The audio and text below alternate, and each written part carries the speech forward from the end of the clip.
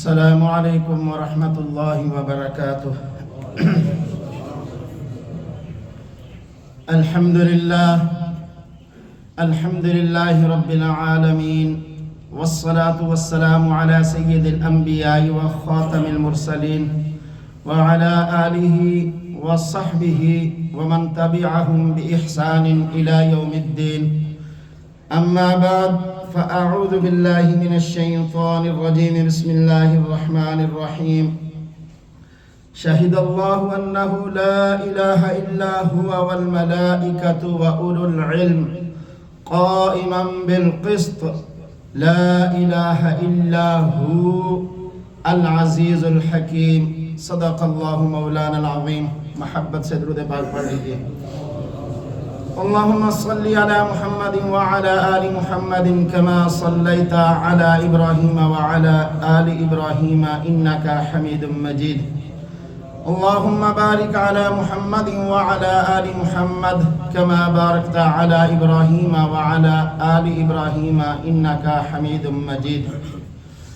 محترم بزرگوں اور عزیز بھائیوں ساتھیوں، گزشتہ چند جمعوں سے ہماری گفتگو کا جو عنوان وہ لفظ الہ کا معنی اور مفہوم کیا ہے اس پر ہے۔ اس پر قرآن کریم کی روشنی میں اللہ کے تعارف پر بات جاری تھی۔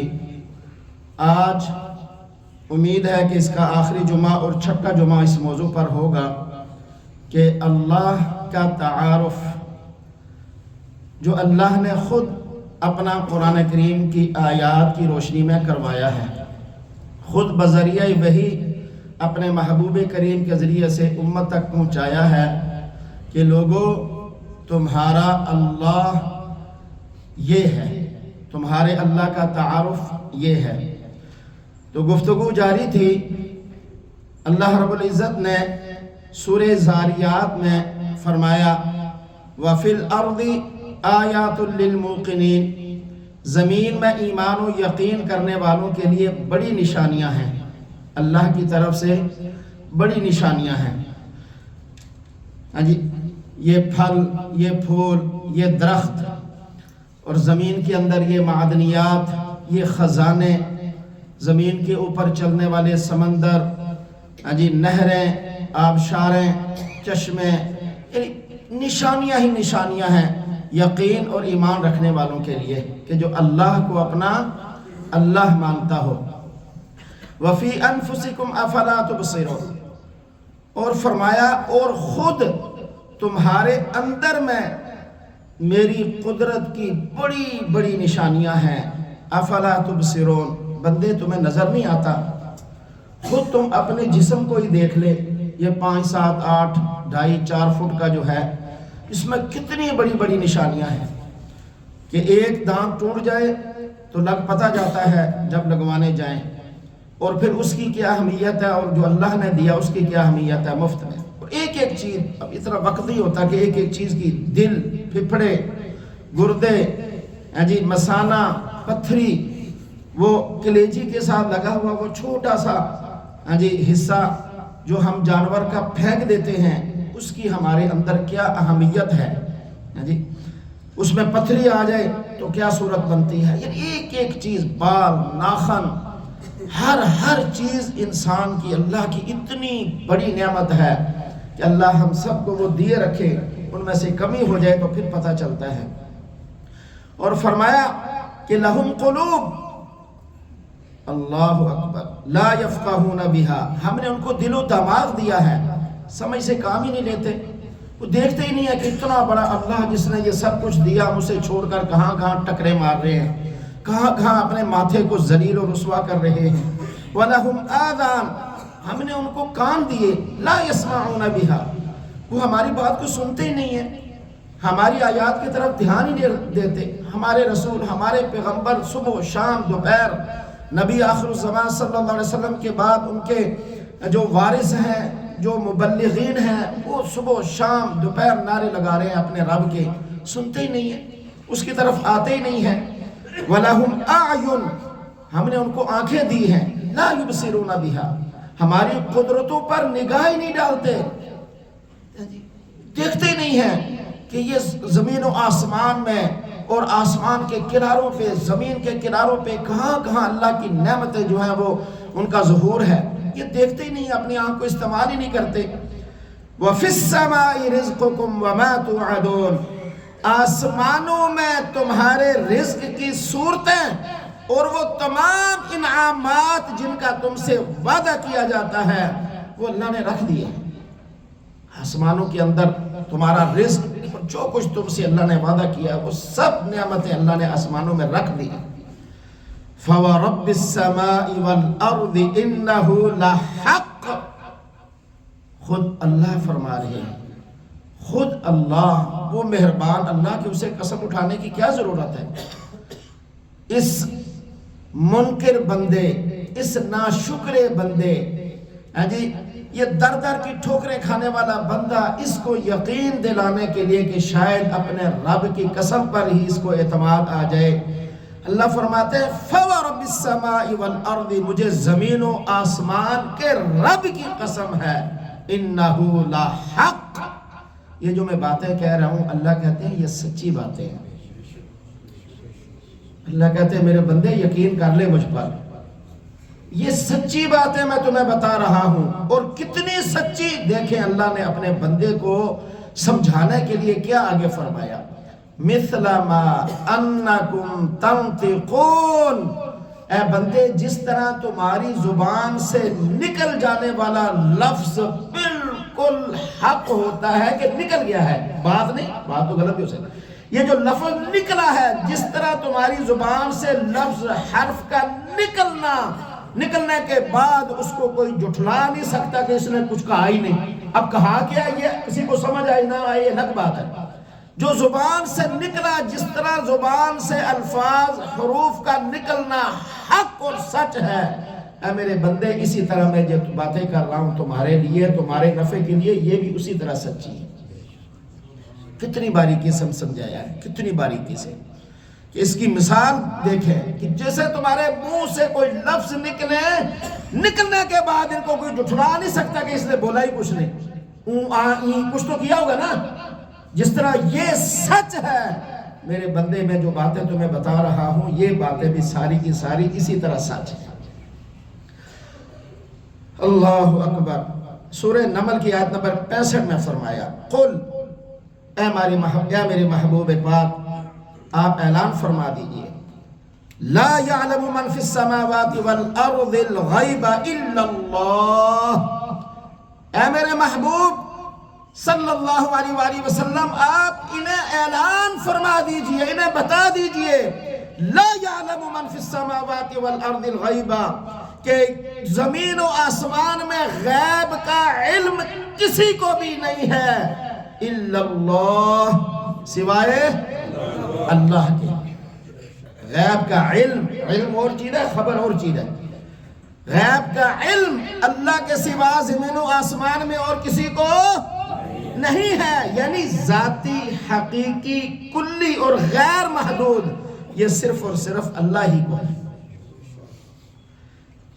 انبیاء کو توجہ سے کے ساتھ بات سمجھیے گا، انبیاء کو ان کے منصب نبوت کے شایان شان علم وحی کے ذریعے اتنا علم عطا فرما گیا کہ ساری دنیا کے اہل علم کے علوم ان کے علم کے مقابلہ نہیں کر سکتے، ساری دنیا کی مخلوقات کا علم نبی کے علم کے مقابلے میں کوئی حیثیت نہیں رکھتا، اور انبیاء علیہ السلام کا علم اللہ کے علم کے مقابلے میں محدود ہے، عطائی ہے، جزئی ہے، اور اس پر پوری امت کا اجماع ہے، اور یہی اصل عقیدہ ہے جو اس آیت سے سمجھ آ رہا ہے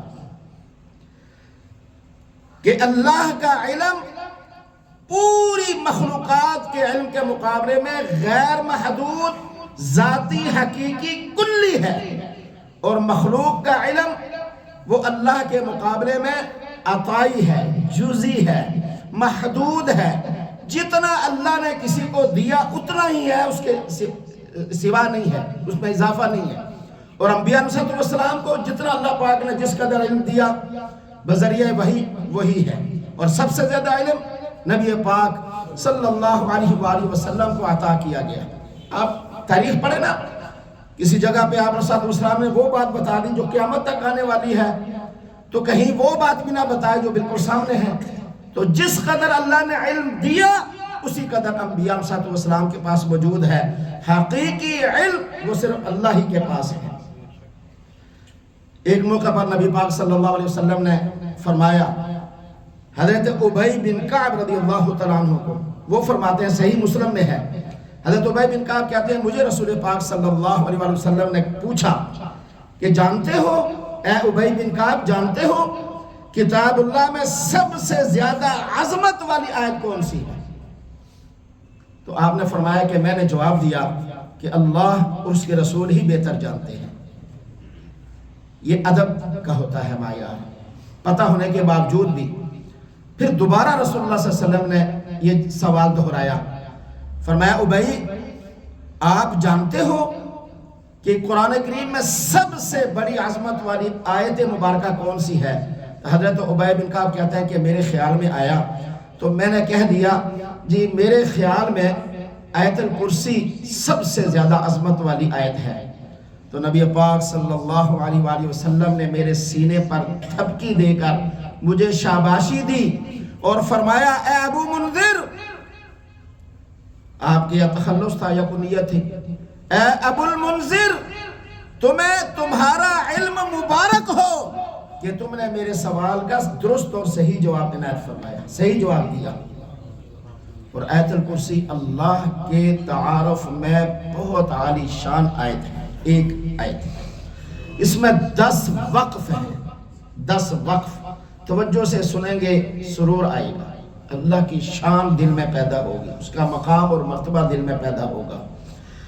10 وقف ہیں اس کے اندر اور ہر وقف ایک مستقل جملہ ہے اور اس میں اللہ کا تعارف ہے۔ چنانچہ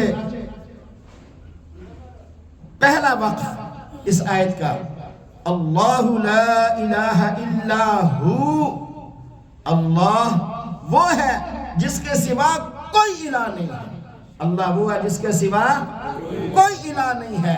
اور الہ یہ چھٹا جمعہ اسی کی تفسیر میں ہے کہ اہل عرب جن جن معانی میں اپنے معبودان باطلہ کو بطور الہ پکارتے تھے ان سب الہوں کا حقیقی اور صحیح مفہوم اور معنی اللہ پاک نے قرآن کریم میں اپنی ذات کے لیے متعین فرمایا کہ میرے علاوہ کوئی اور متصف نہیں ہے ان صفات میں۔ تو کیا پہلا لفظ یہ اسم اعظموں میں سے ہے۔ دعا کرنے سے پہلے ایک نسخہ بتا دوں، جب بھی آپ دعا کریں اس سے پہلے الف لام میم اللہ لا الہ الا هو الحی القیوم، اللہ لا الہ الا هو الحی القیوم وعنت الوجوہ للحی القیوم، یہ 3 جملے پڑھ کر پھر دعا کیا کریں۔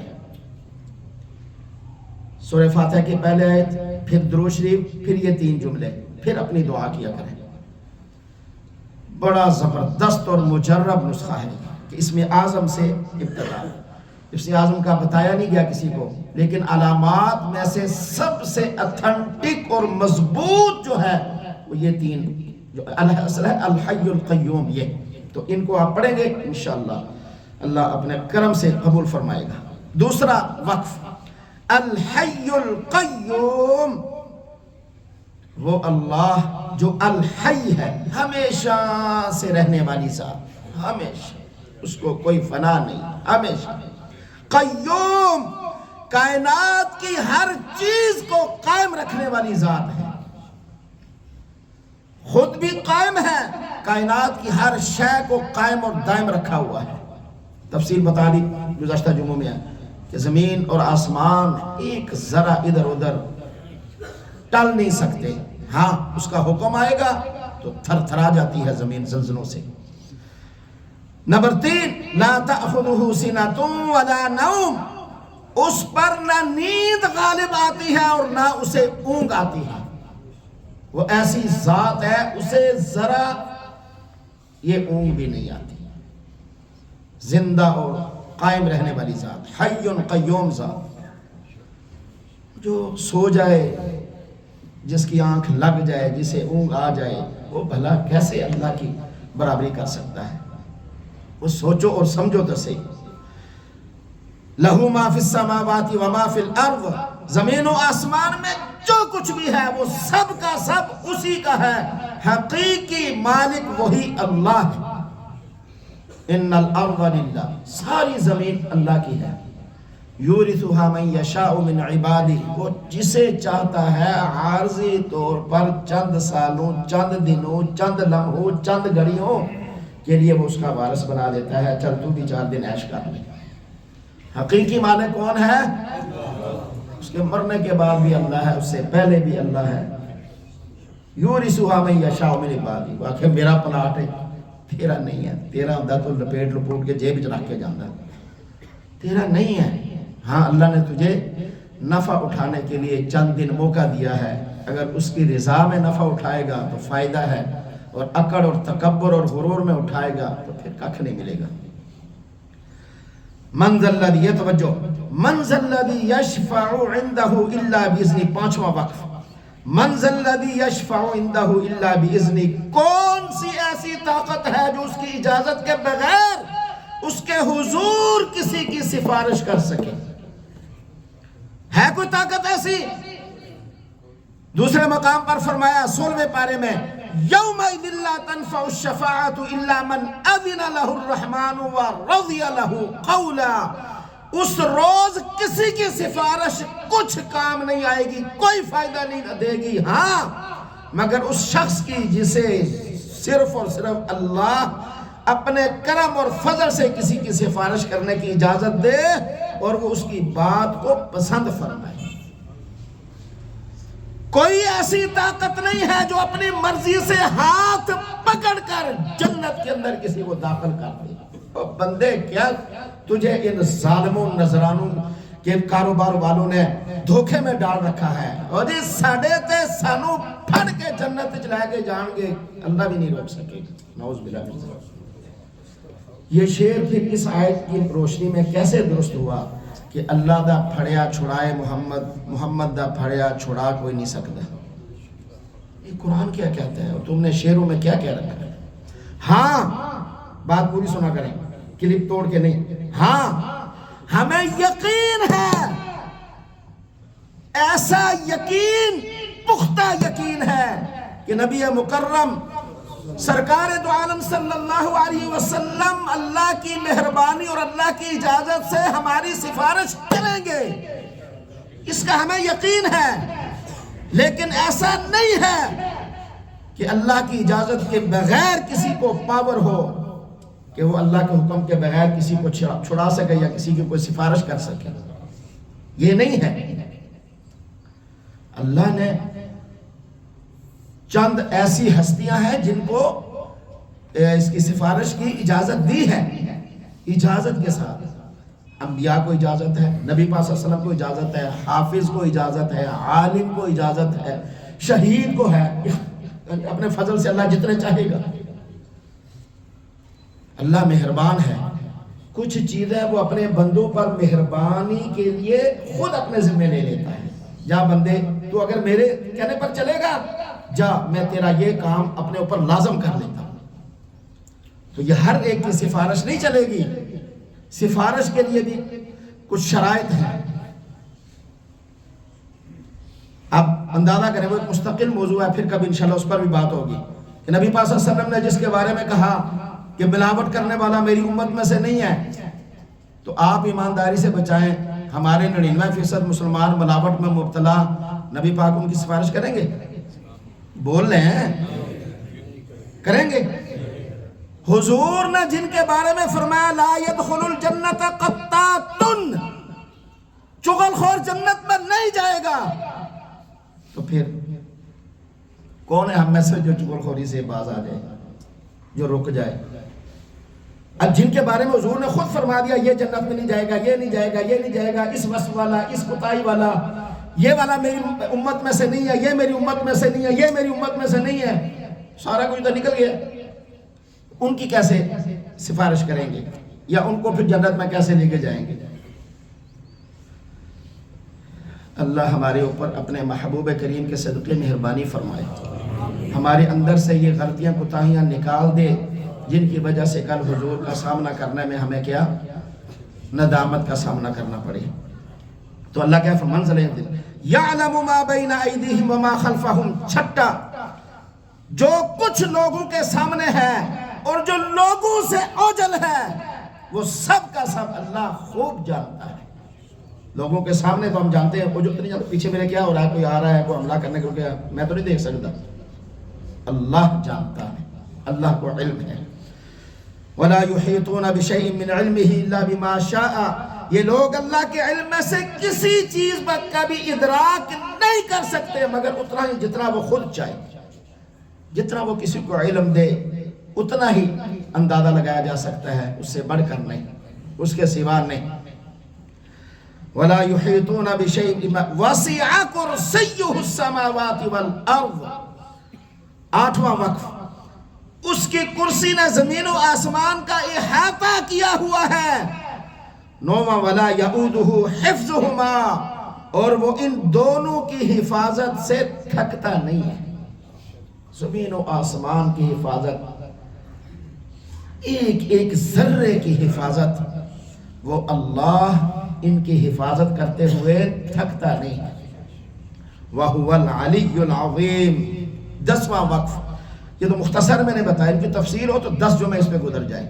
ایسی بڑی ہمارے اللہ کی شان ہے، ایسا عظمتوں اور شانوں والا اللہ ہے، اور وہ بلند و بالا ہے، برتر ہے، عظمت والا ہے کہ اللہ نے جو اپنی آیت قرآن کریم کے اندر سورہ آل عمران کی ابتدا میں فرمایا شہد اللہ انہ لا الہ الا ہو، اللہ اس بات کی گواہی دے رہا ہے کہ اس کے سوا کوئی معبود نہیں۔ وہ سارے اختیارات جو مشرکین ہیں مکہ اور مشرکین ہیں دنیا، جو اللہ کے ماں سوا ہستیوں کے اندر وہ صفات پیدا کرتے ہیں، ان صفات کا مالک صرف اور صرف ایک ہے، وہ کون ہے؟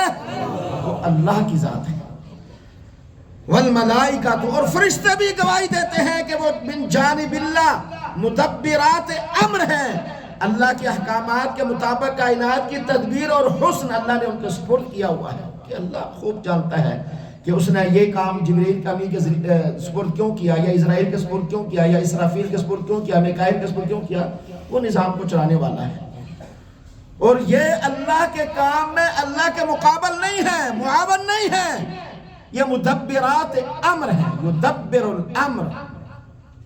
وہ اپنے نظام کو کیسے چلا رہا ہے، وہ ان کا محتاج نہیں ہے، وہ ان کے بغیر بھی دنیا کا نظام چلا سکتا ہے، اب اس کی مرضی ہے وہ جیسے چلائے، وہ اللہ ہے، عظمتوں کا مالک ہے۔ اسی طرح فرمایا وَأُولُو الْعِلْمِ قَائِمًا بِالْقِسْطِ، اور اہل علم بھی انصاف کے ساتھ یہی گواہی دیتے ہیں، کیا؟ سب اونچی پڑھے میرے ساتھ کہ لا الہ الا ہو، لا الہ الا ہو۔ اہل علم بھی انصاف پسندی کے ساتھ یہی اعلان کرتے ہیں، یہی گواہی دیتے ہیں، قائما بالقسط لا الہ الا ہو هو العزیز الحکیم، وہ غالب اور حکمت والا ہے، وہ بڑی شانوں کا مالک ہے۔ میرے بھائیوں، اللہ بہت عظمتوں کا مالک ہے۔ اللہ کے سوا ساری کائنات مل کر، ہستیاں، انبیاء ہوں، صلحاء ہوں، اولیاء ہوں، فرشتے ہوں، ساری کائنات مل کر بھی ایک مچھر بھی نہیں پیدا کر سکتے، ایک مکھی نہیں پیدا کر سکتے اللہ کے سوا۔ اس لیے انبیاء، فرشتے، یہ سب اس لیے کہا کہ ہر قوم اپنے طور طریقے سے اللہ کے ماں سوا معبود بناتی تھی۔ یہود و نصارہ اپنے انبیاء کو بناتے، مشرکین فرشتوں کو بناتے، اسی طریقے سے ہر ایک، تو سب کے لیے اللہ نے نفی فرما دی۔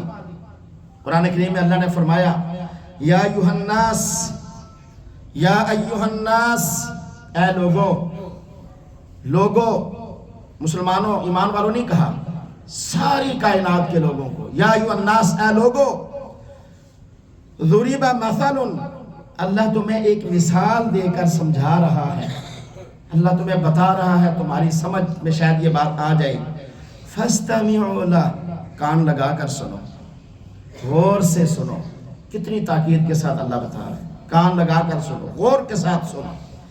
ان الذین تدعون من دون اللہ، بے شک تم اللہ کے سوا جن کو الہ بناتے ہو، اللہ کو چھوڑ کر جن کی پوجا چاٹ کرتے ہو، جن کے نام کے نظر نیازیں اور یہ ساری دیتے ہو، اللہ کے جو خاصات ہیں، اللہ کی جو خاصیتیں ہیں، وہ اللہ کی مخلوق میں سے کسی میں پیدا کرتے ہو۔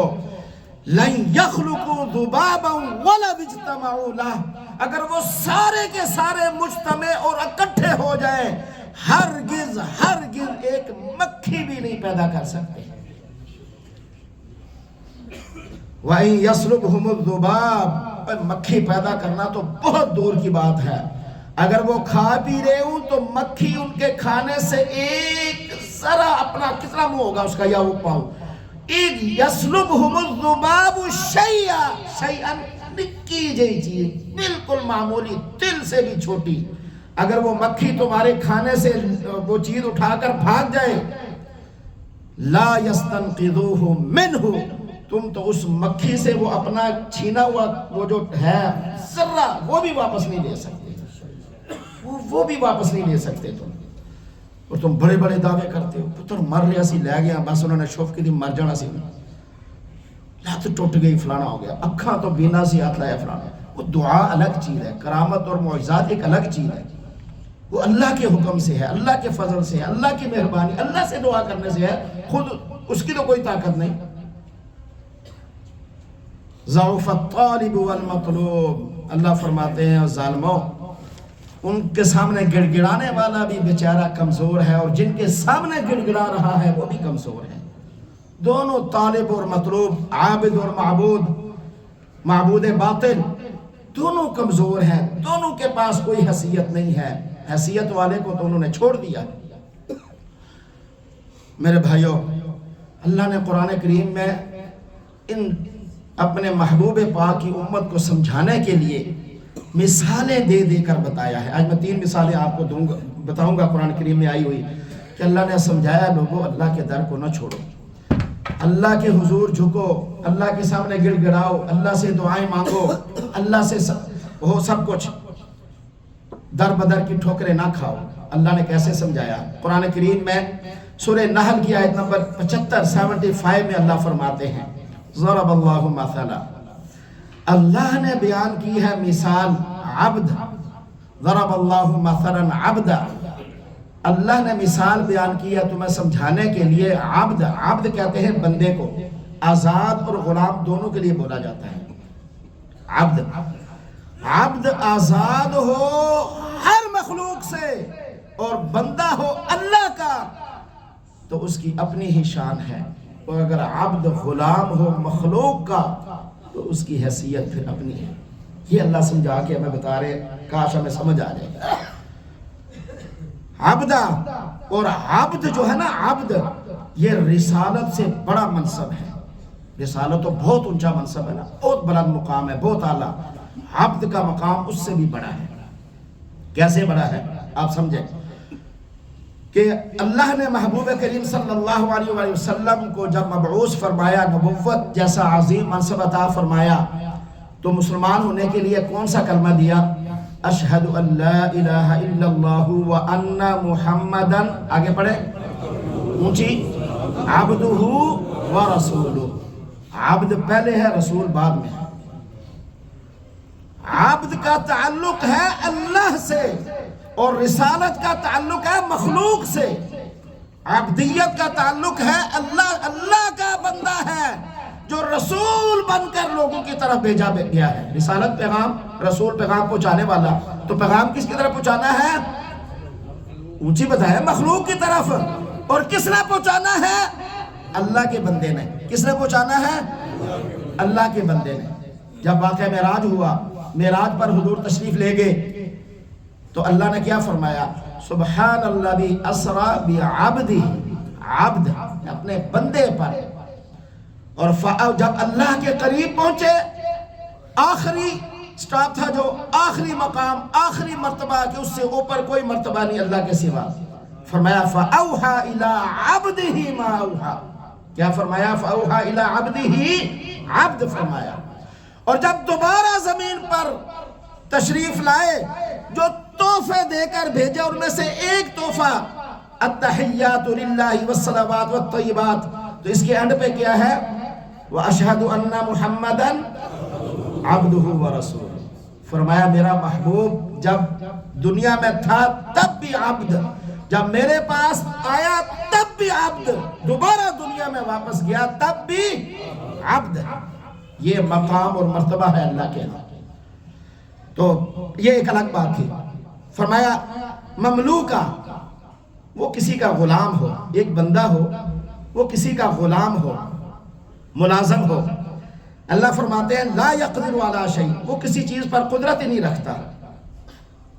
غلام ہے، اپنی مرضی سے کھا نہیں سکتا۔ یہ جو غلام وہ ہوتا ہے جو مالک کے حکم کے بغیر نہ کھڑا ہو سکتا ہے نہ بیٹھ سکتا ہے، یہ ملازم ہے، یہ اور چیز ہے۔ غلام جو خریدے ہوئے اس وقت ہوتے تھے، سمجھانے کے لیے اللہ نے فرمایا وہ نہ اپنی شادی کر سکتا ہے، نہ خرچ کر سکتا ہے، نہ وہ بازار جا سکتا ہے، نہ بیٹھ سکتا ہے، نہ کھڑا ہو سکتا ہے، اس کی حیثیت ہی نہیں ہے۔ عبدا مملوکا لا یقدر علی شیء، وہ کسی چیز پر قادر ہی نہیں ہے، اس کے اختیار میں بھی کوئی چیز نہیں ہے۔ وَمَن رَزَقْنَاهُ مِنَّا رِزْقًا حَسَنًا، اور ایک وہ ہے، وہ بندہ جسے ہم نے وافر، بہترین، عمدہ، خوبصورت، طیب رزق عطا فرمایا ہے، فَهُوَ يُنْفِقُ مِنْهُ سِرًّا وَجَهْرًا، وہ صبح و شام رات اپنی مرضی سے چھپے ظاہری طور پر وہ اللہ کے راستے میں خرچ کر سکتا ہے۔ کیا یہ دو برابر ہو سکتے ہیں؟ الحمدللہ، ساری تعریفیں اللہ کے لیے ہیں، بل اکثرہم لا یعلمون، اکثر اس کو نہیں جانتے۔ اب اس میں کیا بات ہے؟ فرمایا کہ ایک اللہ ہے، ایک اللہ ہے جو عطا کرنے پہ کسی کا محتاج نہیں ہے، وہ جس کو چاہے مال و دولت دے، جس کو چاہے وہ زیادہ دے، کم دے، جو مرضی دے۔ اور ایک وہ ہے جسے تم نے الہ بنا رکھا ہے، اس کی اپنی تو کوئی حیثیت ہی نہیں ہے، وہ اللہ کا دیا ہوا تمہیں دے گا یا اس میں سے خرچ کرے گا، اس کا اپنا تو ہے ہی کچھ نہیں۔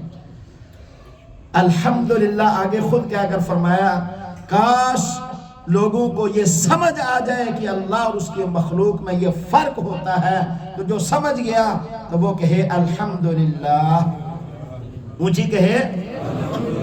سیدنا عبد القادر جیلانی محبوب سبحانی رحمہ اللہ پیران پیر فرماتے ہیں اس کی مثال یوں دے کر، وہ کہتے ہیں دو قیدی ایک جیل میں بند ہوں اور ایک قیدی دوسرے سے کہ یار میں نے چھڑا دے، وہ کیسے چھڑائے گا اس کو؟ وہ خود تو چھوٹ نہیں سکتا تھا، تمہیں کیسے چھڑائے گا؟ خود چھوٹے گا نا تمہیں چھڑائے گا نا۔ تو فرمایا دینے والی تو وہ ذات ہے جسے کوئی نہیں دے سکتا۔ وقت بڑا کام ہوتا ہے، میں آپ کو کیا بتاؤں۔ اسی سے پیچھے رکوع کے اندر 14 پارے میں آپ پڑھیں واللہ فضل بعضکم علی بعض فی الرزق، اللہ وہ ہے جس نے بعض کو بعض سے کمی بیشی کے ساتھ رزق عطا فرمایا۔ فَمَا الَّذِينَ فُضِّلُوا بِرَادِّ رِزْقِهِمْ عَلَى مَا مَلَكَتْ أَيْمَانُهُمْ، لوگوں تم میں سے کون ایسی جرت کر سکتا ہے کہ اپنے ملازمین کو اپنی فیکٹری میں، اپنی جائیداد میں، اپنے مکان میں، اپنے پلاٹ میں برابر کا شریک بنا دے؟ ہے کوئی؟ ہے کوئی؟ فَهُمْ فِيهِ سَوَاءٌ أَفَبِنِعْمَةِ اللَّهِ يَجْحَدُونَ، اور ظالمو تم اپنے ملازم کو اپنی فیکٹری میں اس کو برابر کا اشتراک نہیں دے سکتے، تم اپنے مکان کے اندر اس کو برابری کا حصہ نہیں دے سکتے، تم اپنی فیکٹری، جائیداد، اپنے مال و دولت، اپنے اکاؤنٹ میں اس کی برابری نہیں برداشت کر سکتے، اور وہ اللہ جو سارے جہانوں کو عطا کرنے والا ہے اس کے برابر تم نے کیا ننگ دھنگو اور کن کن کو برابر لا کھڑا کر دیا ہے؟ یہ کون کہہ رہا ہے؟ قرآن کہہ رہا ہے، پڑھو جا کر گھر اس کو۔ وہ اللہ جس نے تمہیں سب کچھ دیا ہے، تم اس اللہ کے برابر اس کی مخلوق کو لا کھڑا کرتے ہو، اور خود تمہاری حیثیت یہ ہے کہ تم اپنے ملازم کو اپنے برابری برداشت نہیں کر سکتے۔ ملازم اچھی گڑی تے آ جائے، مالک کو مروڑ پہ جاندے، اوہ ساڈا ملازم تو ملازم ہے، کوئی بیچارہ کسی مسجد کا امام یا خطیب کوئی اچھی گاڑی پہ آ جائے، نمازی اس کی طرف دیکھنے سے ہٹتے ہی نہیں۔ وہ یار ساڈا ملازم ہے، نویں موٹر سائیکل دے آ گئے، وہ نویں گڈی تھی آ گئے، وہ نے گھر بھی بنا لیا ہے، وہ آج بڑے صاف ستھرے کپڑے نے، برداشت نہیں کرتے۔ وہ اللہ کے سامنے تم اس کی مخلوق کو برابر کر دیتے ہو، تمہاری غیرت تمہیں کیسے یہ گوارا کروا دیتی ہے کہ اللہ کی مخلوق کو اس کے برابر کر دیتے ہو؟ کوئی بات سمجھ آئی؟ یہ کون سمجھا رہا ہے؟ اونچی بولا کریں، سوئے ہوئے ہیں، اللہ سمجھا رہا ہے۔ دوسری مثال اللہ کیا دے رہا ہے، دوسری مثال سمجھے آگے کیا اللہ فرماتا ہے۔ سورہ نحل کی آیت نمبر 76، گھر جا کر یہ قرآن کریم کو ترجمے سے پڑھیں، اپنی مرضی کی تفسیر پڑھیں، اپنی مرضی کی۔ اللہ اکبر۔ وَضَرَبَ اللَّهُ مَثَلًا، اے لوگوں تمہیں سمجھانے کے لیے اللہ ایک اور مثال دے کر تمہیں سمجھا رہا ہے، ایک اور مثال دے کر تمہیں سمجھا رہا ہے۔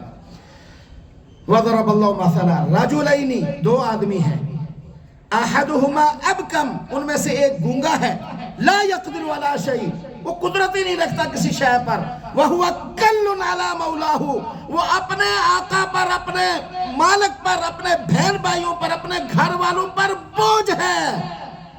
اینما یوجہہ، اس کا مالک اس ملازم کو پہلے تو رکھتا ہی نہیں ہے نا، اگر رکھ لے یہ گھر والے اس کو جہاں بھی بھیجیں گے، وَهُوَ كَلٌّ عَلَى مَوْلَاهُ اینما یوجہہ لا یاتی بخیر، وہ کبھی بھی خیر کی خبر نہیں لائے گا، سنتا ہی نہیں ہے، گونگا، وہ کسی کو کیا بتائے گا مجھے کیا چاہیے۔ اور ایک وہ ہے گونگا، کس کو کہا؟ اللہ کے ماں سوا کو، اللہ کے ماں سوا، تمہاری باتوں کا جواب ہی نہیں دیتے، تم پکارتے ہو وہ قیامت تک نہیں جواب دیں گے، قیامت لا یستجیب لہم، قیامت تک جواب نہیں دیں گے وہ، یہ اللہ قرآن کریم میں بتا چکا ہے۔ اور ایک وہ ہے جو اللہ، تم ایک قدم چل کر آؤ گے وہ 10 قدم چل کر آئے گا، تم اس کی طرف چل کر آؤ گے وہ دوڑ کر آئے گا، وہ اللہ فرما رہا ہے۔ فرمایا ہل یستویان، ہل یستوی ہوا، کیا یہ برابر ہو سکتا ہے؟